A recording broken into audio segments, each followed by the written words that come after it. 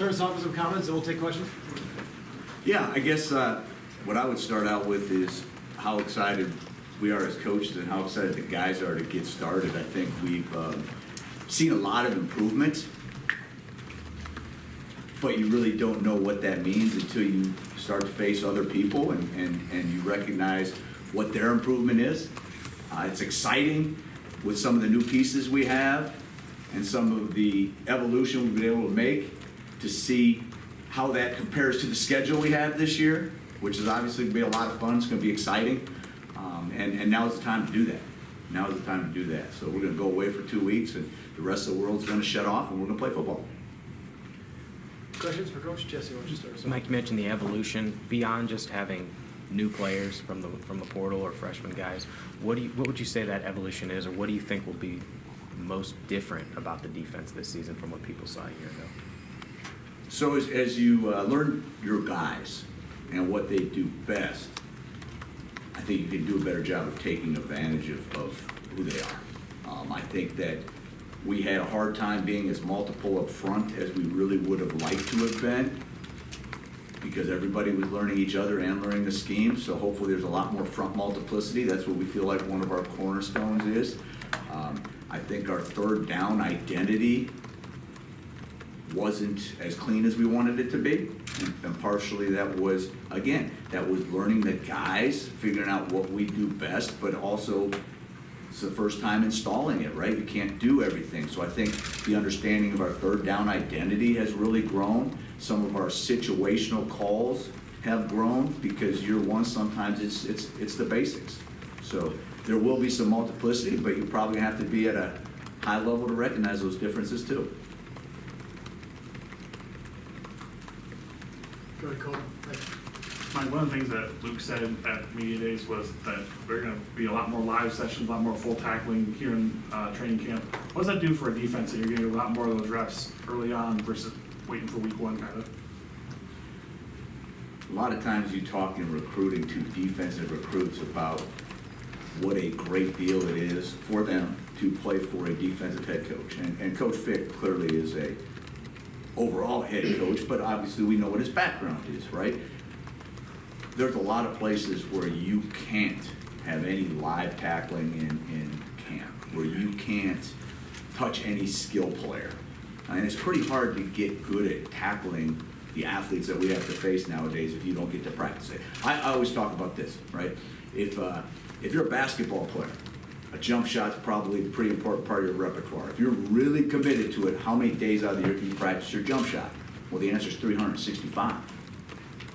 Tackling someone to the ground, how many days a year can you practice that? Sometimes it's only the 12 games, right? What else is there in the world that say, okay, this is one of the most important parts of your job. You need to be very, very good at it, but we're not going to let you practice, right? So it's essential that we have some of those times. It's great that coach, and it's good for both sides of the ball when it comes to ball security as well as tackling. But we are trying to find ways to be great tacklers, even though we can't do it 365 days out of the year, but it sure is nice to have it be more than just the 12, 13, 14 that happen on game days. To the back, Jocko. Coach, what's it like to have a guy like Andrew Wooler on the sidelines and on the field for you guys? I am really excited about our leadership right now. I am very excited about Hunter, Jake Chaney. The names could be stacked beyond that, but specifically Hunter. Here's a dude who, A, understands ball and absolutely loves it. B, when your best players are your leaders, that's much more impactful, right? C, it's very, very, very important to him, and that rubs off big time too. He's a guy that can come off the field and communicate what he's seeing. That's really important as well. He can help everybody on the defense digest any adjustments that you're trying to make, but it's not just Hunter. I mean, like I mentioned Jake Chaney as well in the linebacker room. These guys are leaders, and they're intense leaders when it's appropriate too, that if necessary are going to back people against the wall and say, no, these are the standards of the Badger defense. So it's really cool that those guys, amongst others, are are leading our crew. Mark in front on the right. Coach, just can you talk about the inside linebacker room, how that might be a little different this year, and just at this stage, what you've kind of seen from Jaheim and what he might be able to bring to the table? We have a couple rooms that are gonna look a little bit different, and that's really exciting. And probably the inside linebacker room and the outside linebacker room are first and foremost in terms of how different they'll look. But inside linebacker room, Jaheim Thomas is a guy who has played a lot of football, has produced at all levels of college football, and is also a guy who knows us, knows Coach Fickle, knows myself, understands the expectation. Unlike most new guys walking in the door, he truly understands the culture. So that transition was really easy. Tackett Curtis is a guy who, quite honestly, if you ask me, even though I wasn't here at the beginning, he probably belonged here from the get-go because he's a Wisconsin type of dude. And he's a bang your head against the wall football junkie that also loves it and wants to study it. So you feel like, and there needs to be more guys getting reps, and we feel like we're building that. You know, we can't have, you name the position. I'm going to outside backers now because there's new faces there, but CJ Getz played 800 snaps last year or something like that. Well, can you truly, at this level of ball, be at your physical best if you play that often? We need to, as defensive coaches, and the players need to take the reins and prove they're ready for it, be able to play 22, 25, 28 guys, so that we're playing our best at the end. And that's the key to those new faces and the competition within the Have it in the back. Coach, you mentioned you wanted to be more multiple up front. You picked up an addition of the transfer portal over the summer, Brandon Lane. What do you hope he can bring to this defense to potentially take it to another level? You know, I don't think it's any shot that defensive line, interior defensive line in particular, we needed to keep growing in terms of depth. That's a position that absolutely needs to be fresh every single snap because there's nothing else like it in sports where 700 pounds are just lined up to hit you in the mouth every single play. And if you even relax, you look foolish, right? And he is a big, strong dude that, quite honestly, I think can have an impact because, well, A, he's a good football player, but B, it just gives us more ability to make sure we are keep bringing in new, fresh faces, so we're the ones doing the pounding, play in and play out when it comes to up front. There's no secret in a Fickle team. It's going to be about winning up front, and we're an O-line, D-line driven program. So, yeah. Go ahead. Coach, you talked about Hunter's leadership earlier. Can you say the same thing about Ricardo Hallman, especially coming off the shoulder injury this offseason? Yeah, Ricardo is, without question, a phenomenal leader too. And one of the things he does is he's constantly working. And even when it's times that there's no coaches around, you might, on a Saturday, one of your few weekends off, roll through, walk by the indoor, and he's out there doing drills by himself or running drills with the defensive backs. And that example of work and that, hey, you have to approach this serious, just being the athlete that you are, doesn't get it done at this level, is big time. And again, when your best players are the leaders, meaning we can show stats that, hey, he led the NCAA in picks last year, and look what he's doing. Maybe there's a correlation, right? You have some testimony there for the other guys. So that's going to be big for us. Mike, one of the things that Luke talked about last week was some of the struggles that the defense had with blitzing last year. Do you feel like you've got more guys that are going to be more proven or more successful blitzers coming into year two with the additions you've made? One of our focus for the spring and also for this fall is affecting the quarterback. Do feel like last year we got into a pattern where the pressure needed to be manufactured a little bit more. I think the work that the defensive line and outside backers have put in will allow us to affect the quarterback more without having to blitz, first of all. And then when that's the case, your blitzes naturally become more impactful when you use them. I will also say, though, the blitz intent and the blitzers have improved as well. You know, with some of the new faces, but also with the work that's put in and the confidence that's grown. Zach? Going back to the defensive line, James Thompson Jr., what have you seen from him this offseason that you hope he takes the next step, and what do you kind of look forward to when he's on the field? Yeah, James and Kurt Neal both have taken great leadership and steps forward in terms of their belief and their ability to impact the game, right? James has always been a guy that has the size and strength and works very, very hard.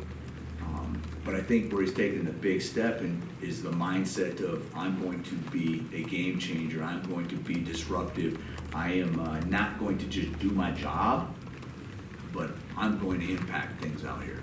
Beware when I'm on the field.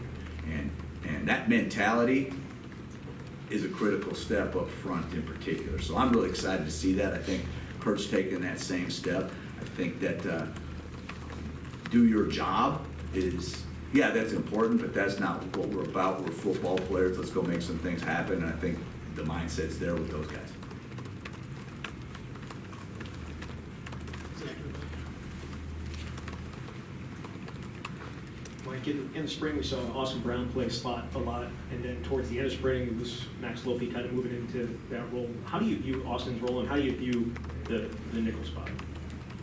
I think Austin and Max can both be fantastic nickels. I think they bring different maybe strengths. If you were to say what's their strengths in order 1, 2, and 3, those might be slightly different, which is good. It's like having the 1-2 punch at tailback. You got the big back, you got the speed back. Austin, he will continue in fall camp to play multiple spots. But the bottom line is, a lot of people have to do that for you to make sure you get your best players on the field at all times, right? We're talking about we need 22, 25, 28 guys to play on Saturday, but when it really comes down to crunch time, you need your best guys on the field, whether that's in the red zone, whether that's in the fourth quarter, whatever that is. When it's crunch time, you need your best players on the field. And as the year progresses with bumps and bruises, there needs to be some versatility in players to make sure you get your best players on the field. So I would imagine you're going to see both those guys at nickel, and I love the strengths that they both have. But Austin is definitely a guy that's going to have to practice and be able to play multiple positions. Mike, one of the big changes NCAA this year was the use of the in-helmet communication. Just as a defensive coordinator and play caller, what's the impact for you being able to, just speak directly to, whoever you decide to put that green dot on? Yeah, it's interesting because as you talk to a lot of NFL players that wear the green dot or NFL coaches, probably the biggest warning you get is the less the better, right? You can't be in these guys' heads as they're trying to play ball. The other big difference in college and pros is, very seldom do you see a huddle, so you cannot rely on giving the call to the Mike backer and then the Mike backer telling the defense. There still has to be signals. So what I really envision that'll be a help is you can give quick reminders of what's the situation.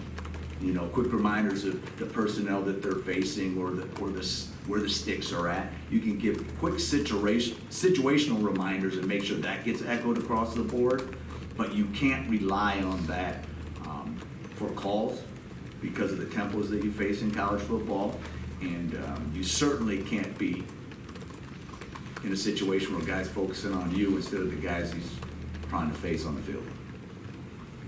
The other thing that I think is real interesting, one of our goals as a staff, defensively, we've talked about it a bunch, is, hey, let's try to be the best at the new stuff. No one's going to be an absolute expert at the new stuff, but let's try to be better than everybody else. So what's the new stuff? It's that in-helmet communication. It's the use of the iPads on the sideline. There's some new rules in terms of who's allowed to be on the field as coaches. I think there's some new rules about numbers of headsets you can use. No one's going to know what's exactly the best, but let's put the time and effort and make sure that we do it better than the other guys, whether it's perfect or not. Jake? I said, Mike, you have you had some, it was half the 2024 scholarship class come in as, early enrollees. You had the other 11 come in during the summer, along with, Brandon Lane as a spring transfer. Just during this time where you're, was it baptism by fire or drinking out of a fire hose, how do you evaluate some of those younger players or those spring, transfers to see if they can contribute? When you talk about interior defensive line, like whether it's Lane or even a Dylan Johnson. So the guys that come in the spring, there's two things. You have a nice long opportunity to recognize how quickly they learn and how quickly they pick things up. But you also get an opportunity to force them to hit that wall and maybe even start to sink a little bit, knowing that we're gonna get to do this again in the summer and the fall so that we don't hit that wall. That's the advantage of coming in early. The guys that come in the summer, those guys we limit their calls. We don't try to put them on the same call sheet as the veterans, because if you did do that, it would be very hard to evaluate where their skill set is. Okay, so the advantage of coming in early, and we had a bunch of them, which is really good, we did force them to learn everything, hit a wall, then we got to hit it again in the summer, we get to hit it again in fall camp. New guys, there'll be a little bit more, let's keep this simple, and let's see what they got. Time for one more for Coach, if there is. If not, thank you, Coach. Absolutely, appreciate it.